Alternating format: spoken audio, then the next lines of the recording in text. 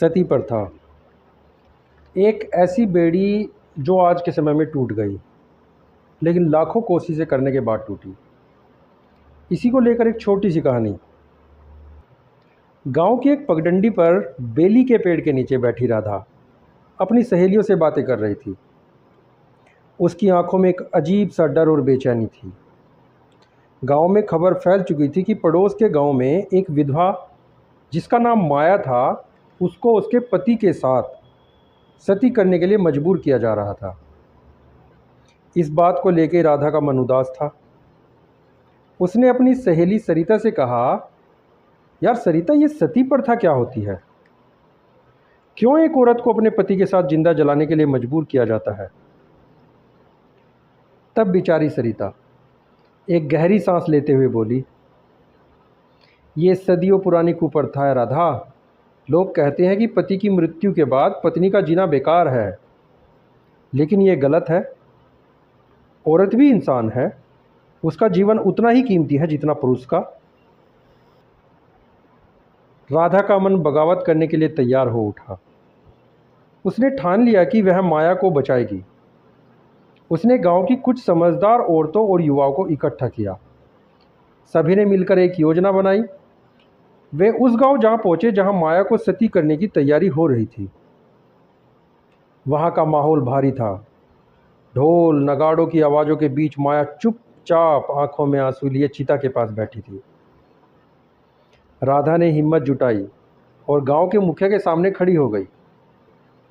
मुखिया जी, ये अन्याय है। माया का क्या कसूर है? अगर उसका पति मर गया तो?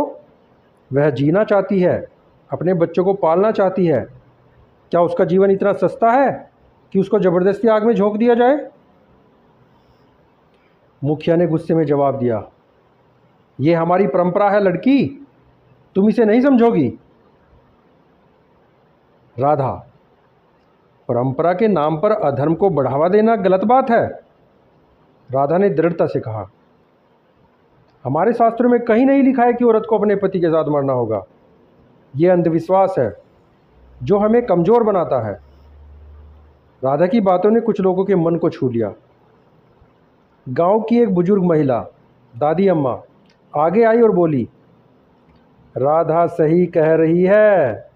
मैंने अपने जीवन में ऐसी कई औरतों को जलते देखा है। हर बार मेरा दिल रोया, अब और नहीं। धीरे धीरे गांव के सब लोगों ने राधा का साथ देना शुरू कर दिया। माया को चिता से हटाया गया। उसकी आंखों में आंसुओं के साथ साथ एक नई उम्मीद जगी। राधा और उसके साथियों ने गांव में जागरूकता फैलाने का बीड़ा उठाया। उन्होंने स्कूल में बच्चों को पढ़ाया, सती प्रथा के प्रति जागरूक बनाया, जिससे सती प्रथा को ख़त्म किया जा सके। उन्होंने औरतों को उनके अधिकारों के बारे में बताया और पुरुषों को समझाया कि औरत का सम्मान और समाज की प्रगति का आधार है। समय के साथ गांव बदलने लगा। लोग सती प्रथा के खिलाफ आवाज़ उठाने लगे और जो बेचारी सती होने वाली माया थी, अब वो अपने बच्चों का पालन पोषण करने लगी, जिसके लिए उसने एक छोटा सा काम शुरू किया और आत्मनिर्भर बन गई। राधा की हिम्मत और जागरूकता ने सिर्फ माया को ही नहीं जीवन दिया, बल्कि पूरे गांव को एक नई दिशा और दशा दी, नई सोच दी। इससे हमें संदेश जाता है कि सती प्रथा जैसी कुप्रथाएं कमज़ोर करती हैं। हमें शिक्षा, जागरूकता और हिम्मत के साथ ऐसी बुराइयों को जड़ से ख़त्म करना होगा। और औरत का जीवन उतना ही मूल्यवान जितना किसी और का है।